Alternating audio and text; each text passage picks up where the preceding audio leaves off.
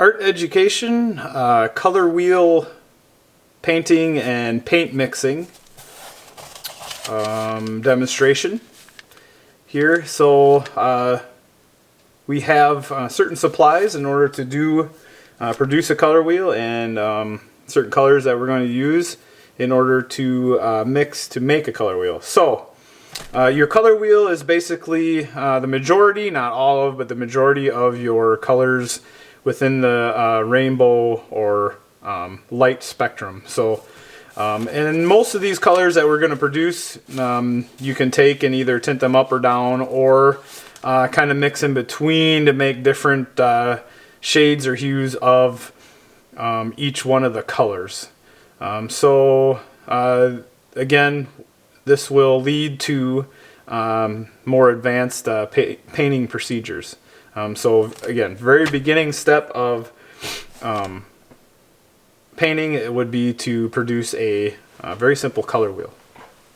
Okay, now we're going to actually venture past the very simple. We're still going to go with the color wheel theme, but again, making the color wheel itself a little bit more artistic.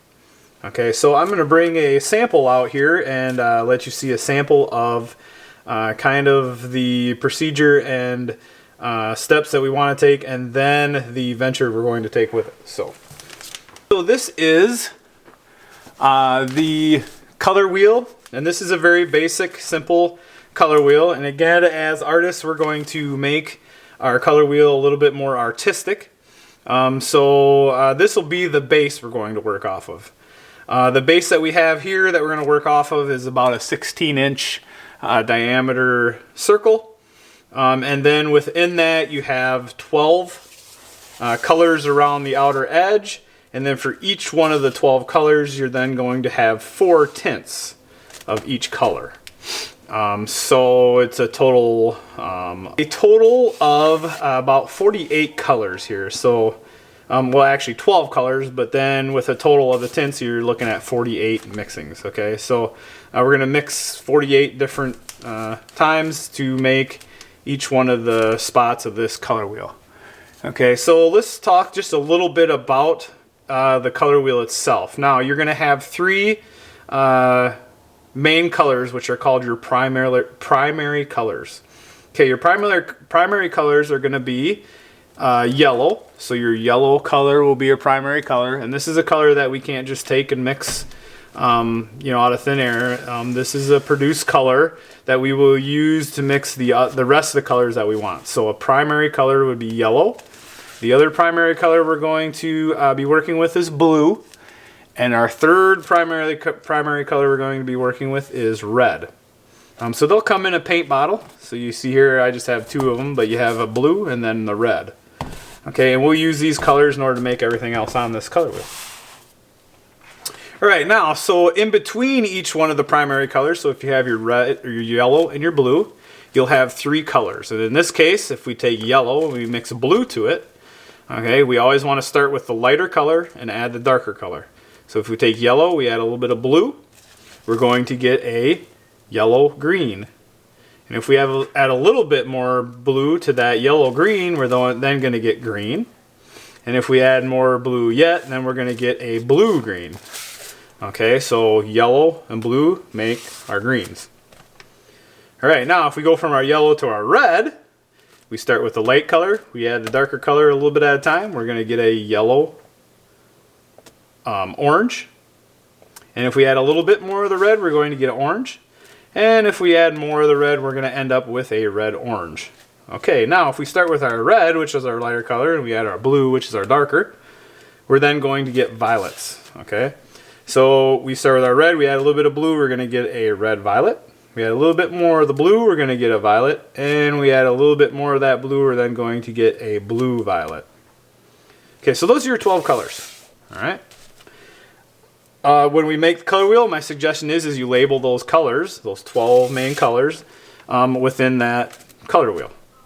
Okay, then what we're going to do is we're going to start with our white. Okay, so white and black are, again, colors we can't just mix. They exist.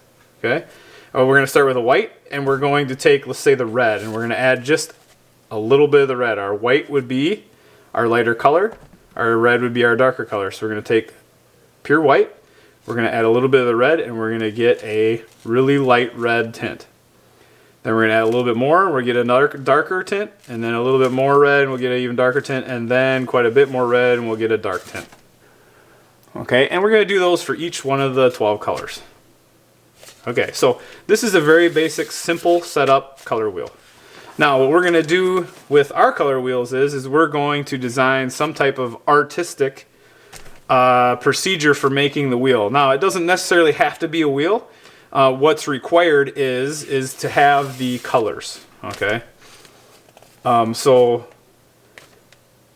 I'm going to show you a couple samples of artistic color wheels. Okay, so one sample that was sketched up here is a, you can see it's like a basketball with a Michael Jordan symbol in the middle, done on the base of that circular color wheel. Now you can see here all the different areas are lined out in order to have the 48 colors that are required for the project.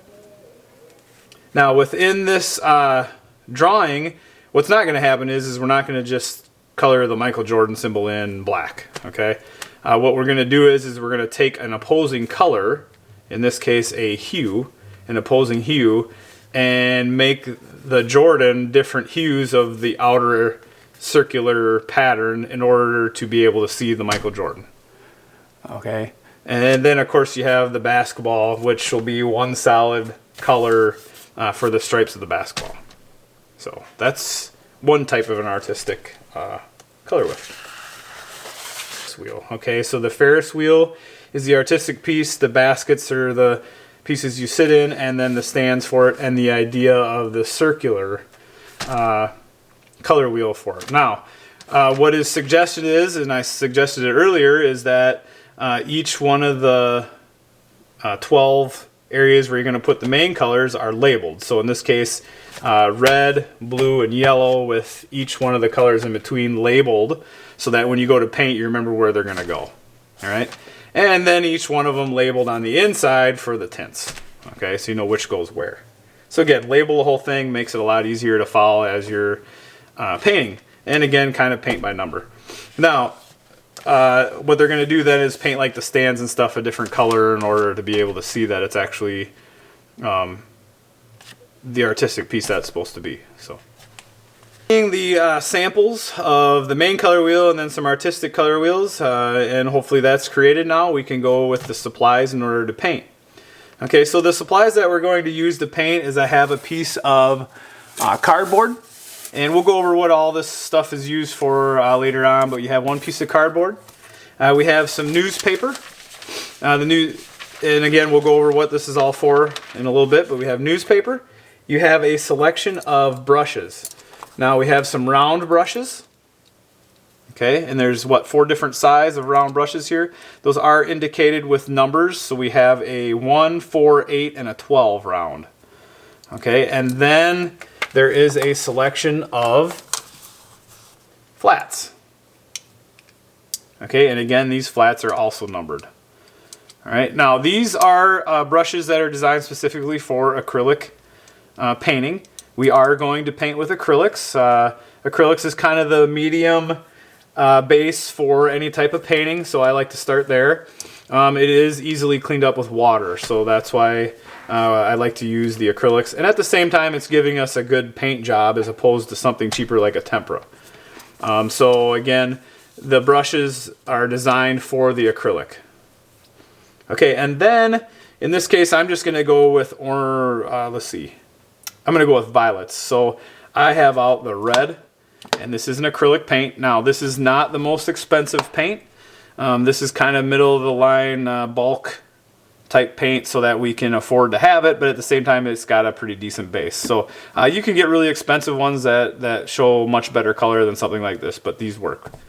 Okay, so a blue, a red, again acrylic paints, and then a white so I can make my tints. All right, of course I'm going to need a yellow and probably some black.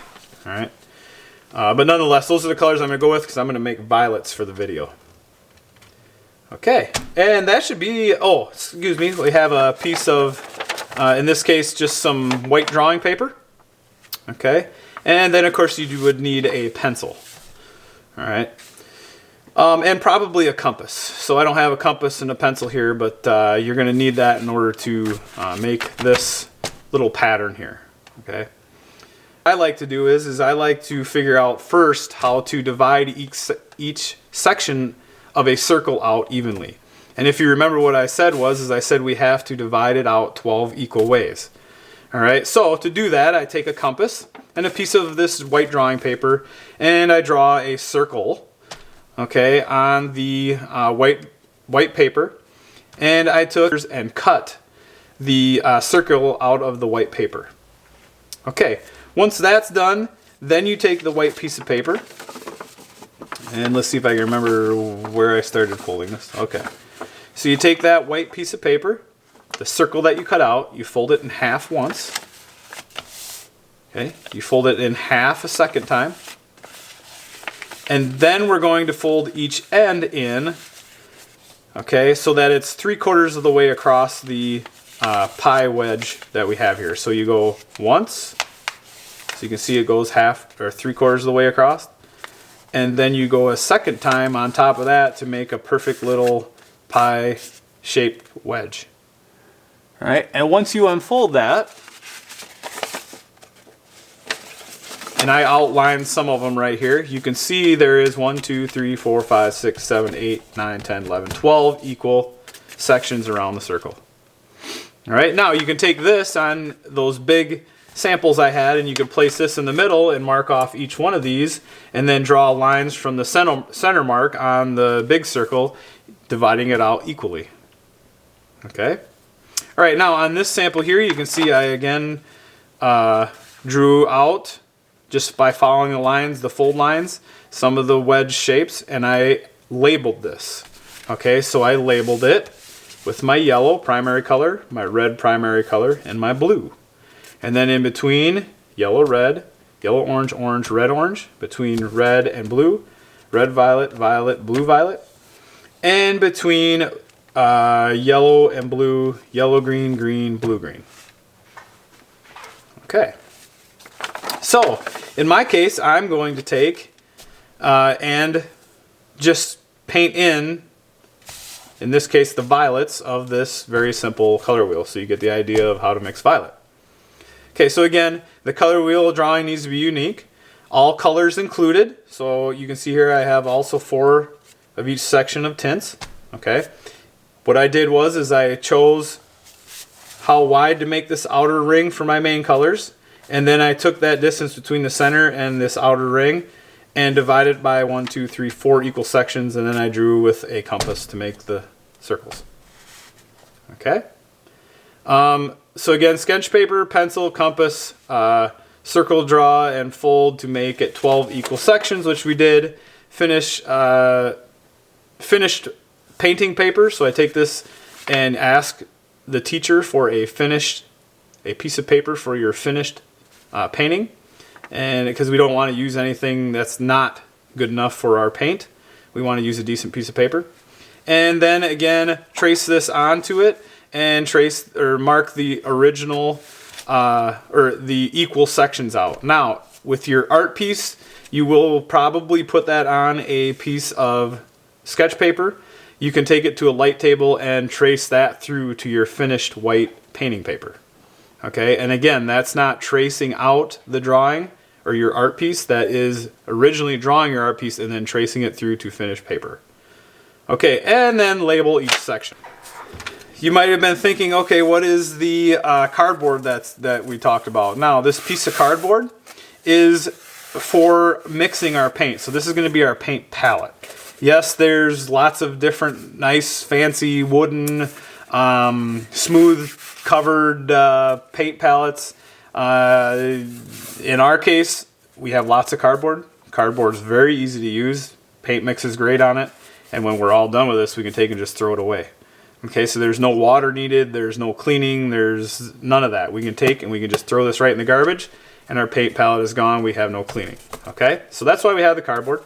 The paper we put underneath our painting so that when you paint, it's not getting on the table. Okay, so put some scratch paper underneath.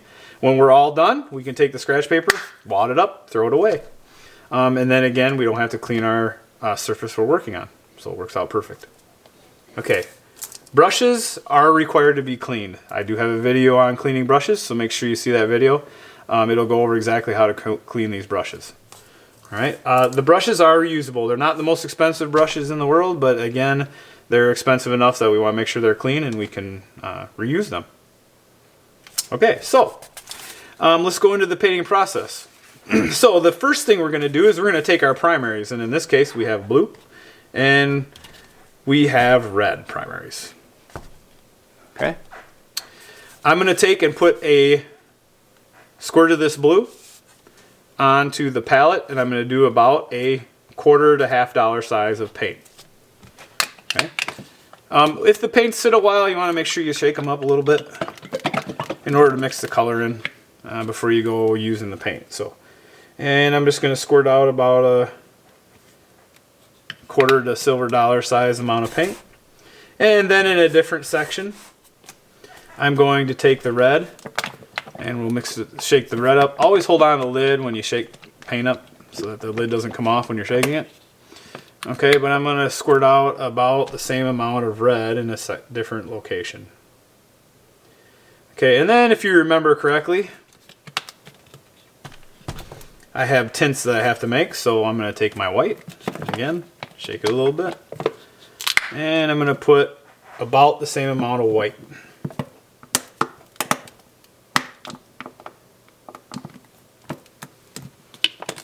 Okay. And that's about as simple as it gets. So again, the 3 colors I'm going to use to mix the violets, we're set to go. Now, the very first step I want to do is I want to take probably, a mid-size flat brush. So the flat brushes are going to be for filling in large areas of paint. The round brushes are going to be used for going in detail along each line. All right, now I'm not going to get into that type of detail here just to keep the video a little bit shorter.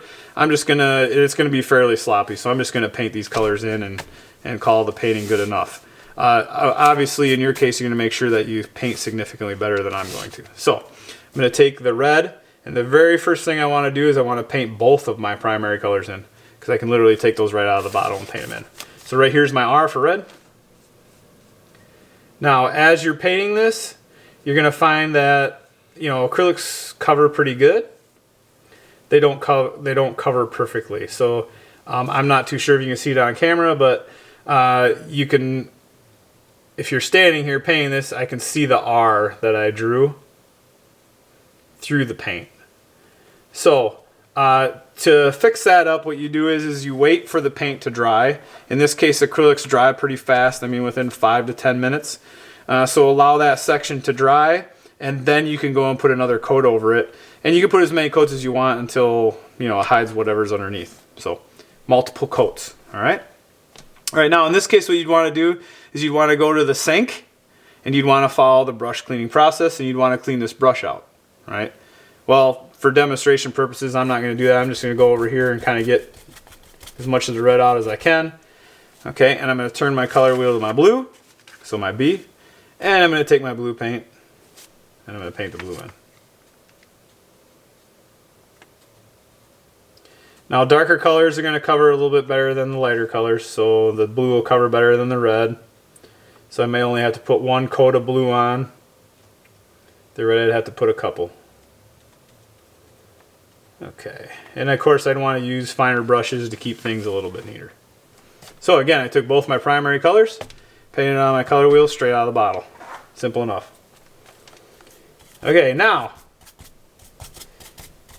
I have, again, I'd want to go wash my brush out. So I'd follow the procedure of cleaning brush, go wash it out in order to make my violets. Now I'm just going to take and I'm going to make my violets and paint them in. So what I want to do is you may choose to make 1 violet and then add a little bit of blue each time to fill them in. Keep in mind that if you make this red violet and you have to come back later and try to make the same color in order to get the tints, that's pretty difficult. So you may want to mix enough paint for the red violet in order to take your white and start adding it to your white to paint your tints in right away. I'm just going to do these outer colors and then I'll come back Let's see. Actually, maybe I'll just, yeah, I'll come back and I'll mix the red violet again and paint these in. You may choose to do red violet and then paint the tints at the same time. So totally however you want to decide to do it, but I'm going to do it a different way. All right. I'm going to take and I'm going to mix all three of these colors at once. So I'm going to take my red and I'm going to put different locations of red on my palette here. And I'm not going to mix into the primary red spot here because I might need more red for one of these colors. Okay. Now I'm not going to use my flat brush to mix. I'm going to use a medium round to mix. All right. I'm going to start off with my red violet, so I'm going to use this smaller spot of red, and I'm going to take just a little dab of blue, and I'm going to mix it in. And you can see as I'm mixing it in, it's turning, in this case the paints aren't the best, so it's kind of turning like a maroonish color.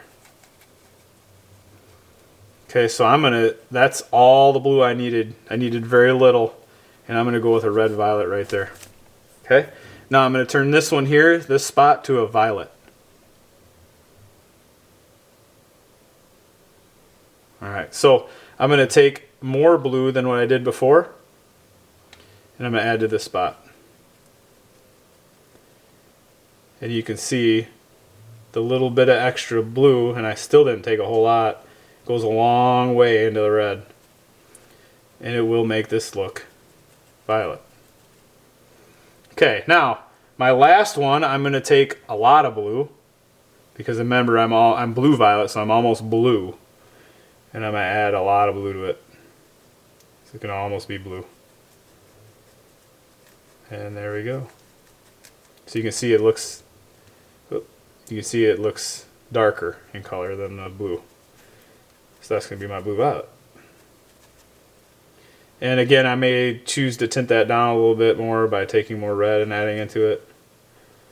But we don't want to take too much. Okay. And there we go. Now you may choose then to take your brush, okay, and take a little bit of this and put it out on your palette, and then the violet, and we can compare them right next to each other. And the blue violet, and I'm not too happy with my violet, which is my middle one there, so I'm going to add a little bit more blue to that. Not much. To get it more violet-y.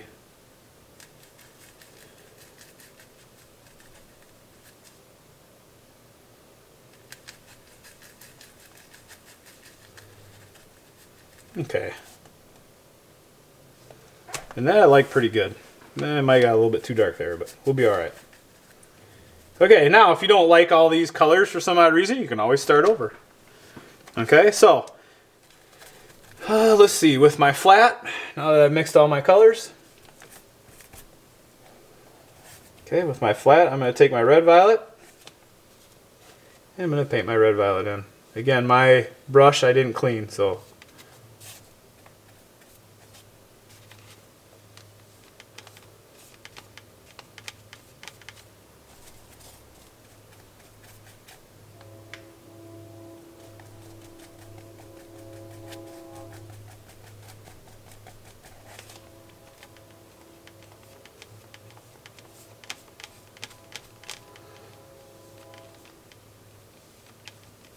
and I'd take more time painting that in. I'd make sure I wash my brushes in between. Okay, but we get the idea with red violet. And I'm going to take my violet.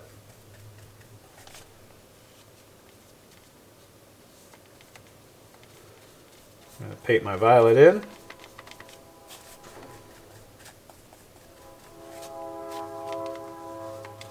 Now you can see I didn't mix enough paint.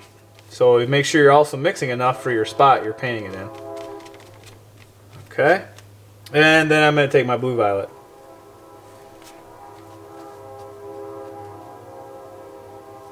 I'm going to paint my blue violet in.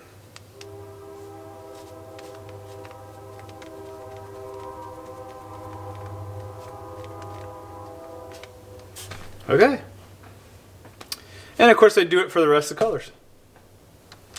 Right now, we're going to take the blue violet, because that's what I have enough of, and I'm going to make some tints of it. Okay, so to make tints of it, I'm going to take another round brush and mix.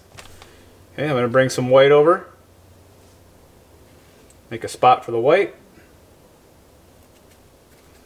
And I'm going to take my blue violet and just a little dab of it.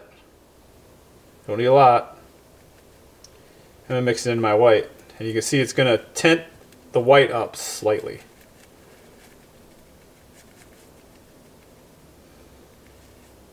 Okay, now with that tinted up slightly, I'm going to paint that in the very first spot towards the center. Okay, then I'm going to take a little bit more blue violet. I'm going to add that. Now remember, if you tint it up too much, you can always go backwards by adding more white to it. I know we don't like to work backwards with the tint, but we can.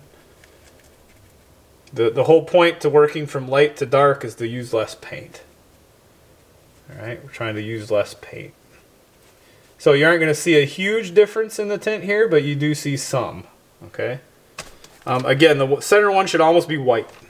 All right, so I'm going to take a little bit more of the blue violet and add that.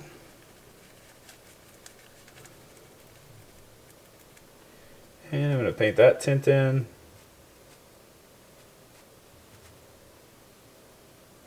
And then I'm going to take a lot of the blue violet and add that.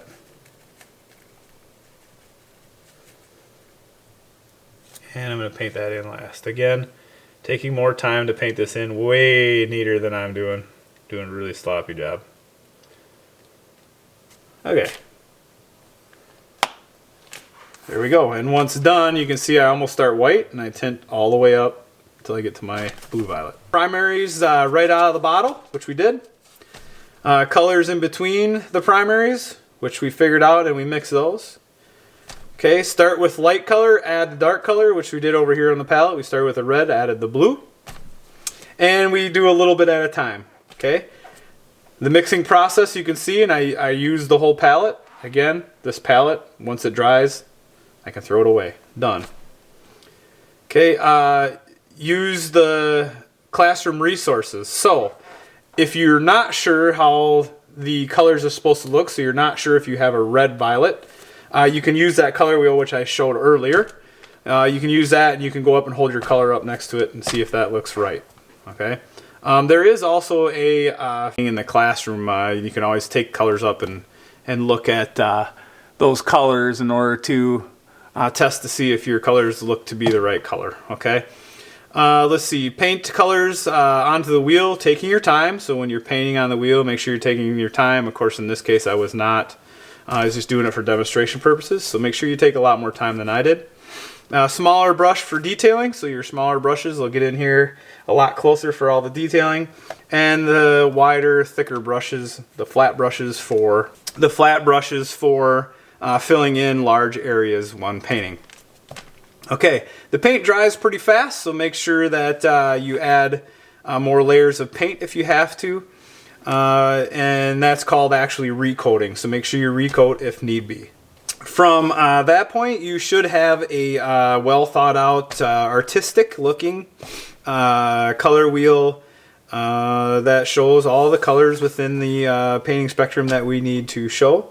So when you are completed with your painting, make sure that you take the brushes, whatever brushes it is you are using, and you take these and follow the cleaning the brush procedure from another video that I have produced.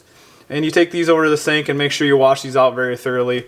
And they go back in the bag from where they are located and they came from prior to you using them. So again, make sure you clean the brushes out because you want to make sure they're usable for the next time we either use them or somebody else uses them. Hopefully you enjoyed that process and I look forward to seeing you at the next video. So stay tuned.